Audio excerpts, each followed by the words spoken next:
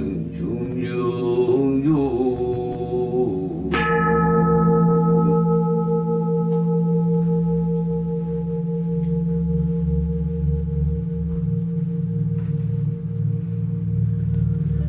안녕하십니까. 반갑습니다. 구도자의 나침반입니다.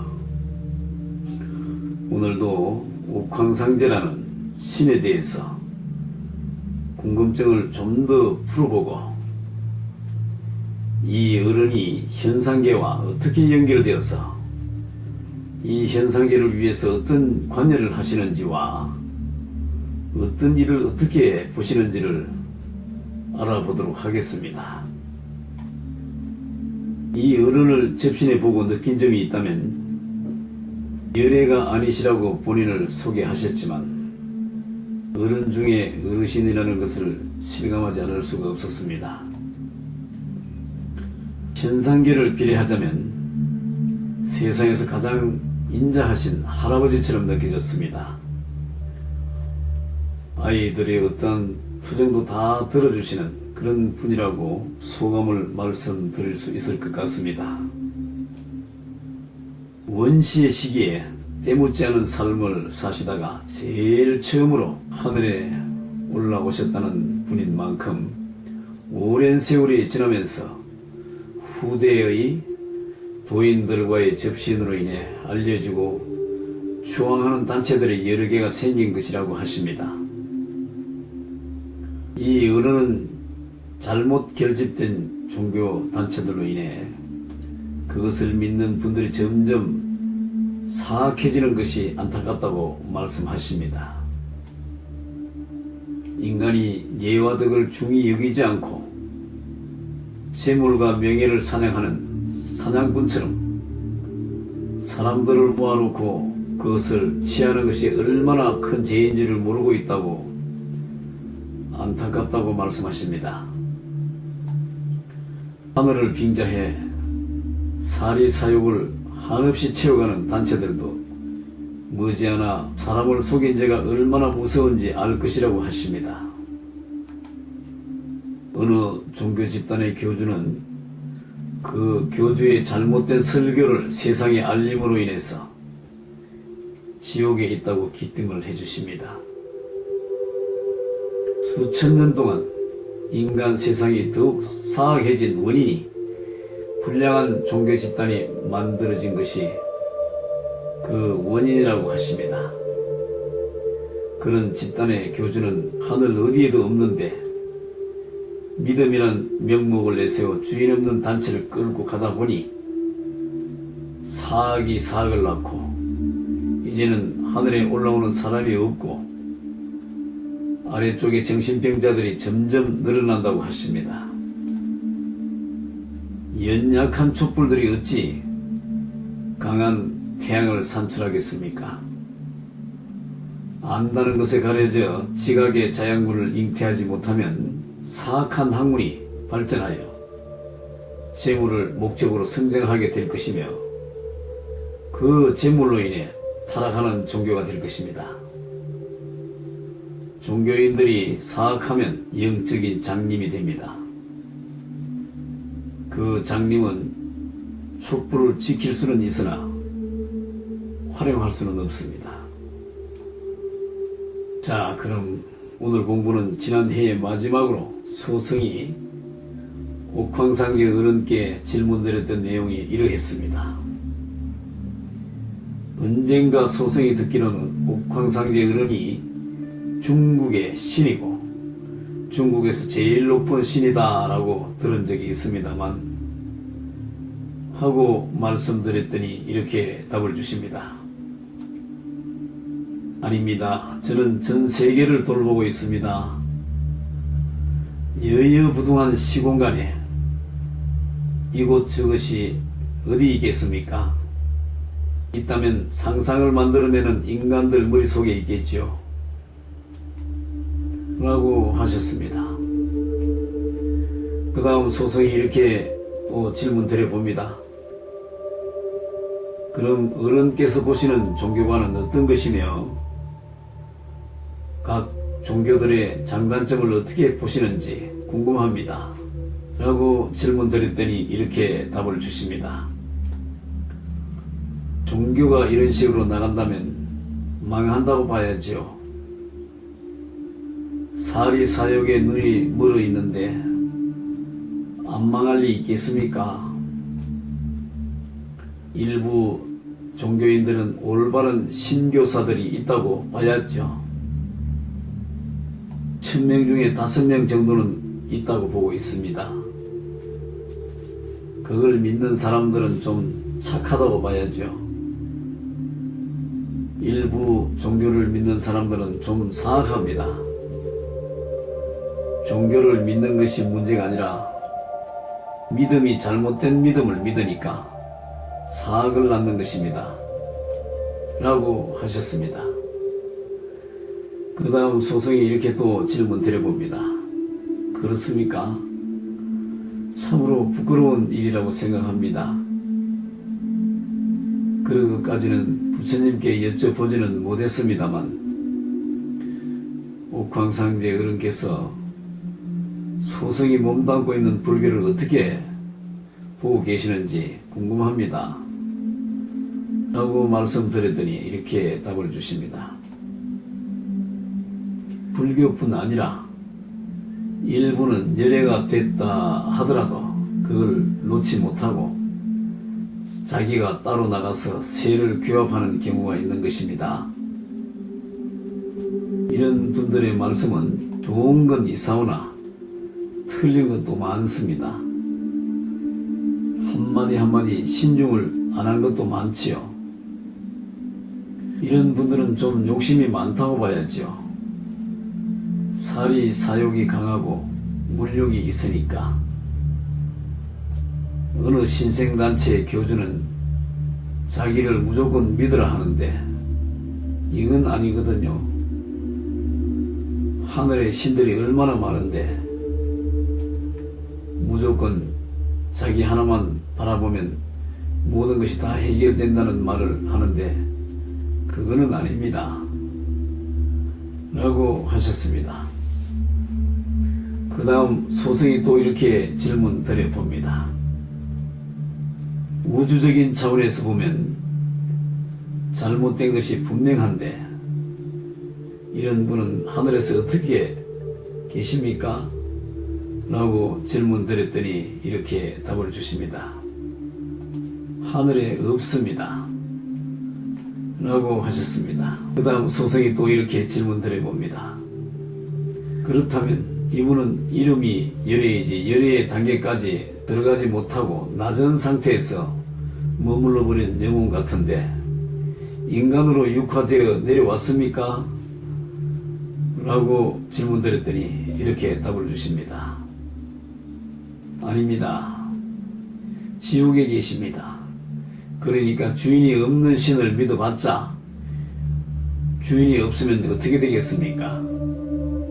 바람에 흔들리는 갈대보다 더 심하게 흔들리겠죠. 그래서 내노라는 잡것들이 많은 것입니다. 보면 정말 가짠죠. 이런 경우는 하나의 물질이라고 보면 됩니다. 라고 하셨습니다. 그 다음 소승이 이렇게 또 질문 드려봅니다. 그럼 이분은 상위신의 세계에도 없고 인간들이 여기에 속고 있다는 것인데 상위신들이 인정하지 않습니까? 라고 질문 드렸더니 이렇게 답을 주십니다. 몸뚱이를 자기라고 붙들고 있을 때 성인인 척 흉내를 냈다고 봐야겠죠.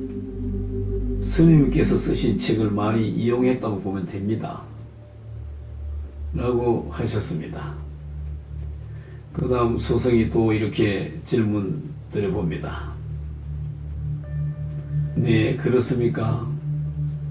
아무튼 옥황상제 어른께서 많은 가르침을 주셔서 감사합니다. 이렇게 소중한 내용이 인류의 모든 생명체들에게 알리도록 하겠습니다. 라고 말씀드렸더니 이렇게 답을 주십니다. 저는 한마디로 말해서 무당들하고 연관이 없습니다. 그런데 저를 부르는 무당들이 많지요. 왜냐하면 하늘의 특신도 알지 않습니까? 열애들은 그 영역을 침범하지는 않습니다. 그래서 불교가 어둡지는 않습니다만 일부 용화나 미륵은 같은 불교라고 하지만 자기의 세력을 키우기 위해서 본래는 부와 명예를 우선시하는 면이 있다 보니 현재의 무당들이 가지고 있는 일부는 그 바탕이 맥을 같이 하는 것도 있습니다. 그래서 영적으로 석가모니 부처님 위주의 상위 신들과는 다른 길을 갈 수밖에 없었던 것입니다. 그래서 많은 세월을 거치면서 도인들이 한쪽에서만 많이 나오고 있다고 봐야 합니다. 라고 하셨습니다. 그 다음 소성이 또 이렇게 질문 드려봅니다. 옥황상제 어른께서 영역을 말씀하셨는데 그러면 어른께서도 이쪽에 많이 내려오십니까? 라고 질문 드렸더니 이렇게 답을 주십니다. 저는 안 내려옵니다. 부르면 신하들을 대동해서 다른 분들한테 옷을 빌려줍니다. 라고 하셨습니다. 그 다음 소성이 또 이렇게 질문 드려봅니다. 네, 그렇습니까? 그렇다면 밑에서는 옥황상제 어른이 오셨다고 모두들 좋아하셨겠는데요? 라고 말씀드렸더니 이렇게 답을 주십니다. 내려갈 필요까지 있겠습니까? 라고 하셨습니다. 그 다음 소성이 또 이렇게 말씀드려봅니다. 수많은 세월을 살아오면서 묻혀있던 과거의 역사적인 진실을 이제는 알아야 할 기회라고 생각하여 소성이 알고 있는 만큼 옥황상제 어른이 역사상 어떤 인물인지 더 상세히 밝혀보도록 하겠습니다. 옥황상제 어르신은 고조선을 건국하기 전 기틀을 마련하다 다 못하시고 육신을 벗으신 판이라는 사실과 아들 당군이 당군조선을 개국한 사실을 현상계 구도자들은 어떻게 알고 있을까요?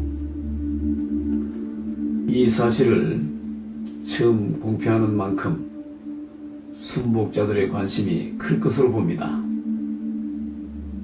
다음 해부터는 판으로 돌아가서 어르신과 그 시대의 궁금증을 종교를 떠나서 잘못 알려진 부분을 좀 더 상세히 환 어른과 직접 대화를 나누며 명쾌한 답을 청문해 보도록 할까 합니다만 하고 질문드렸더니 이렇게 답을 주십니다.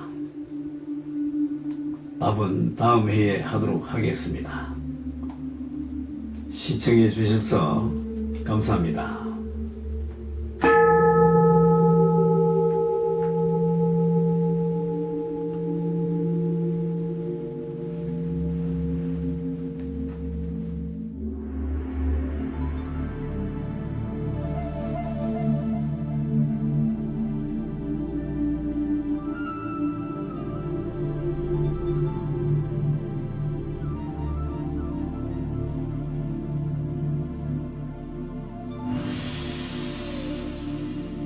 나는 천명을 받고 이 땅에 왔습니다.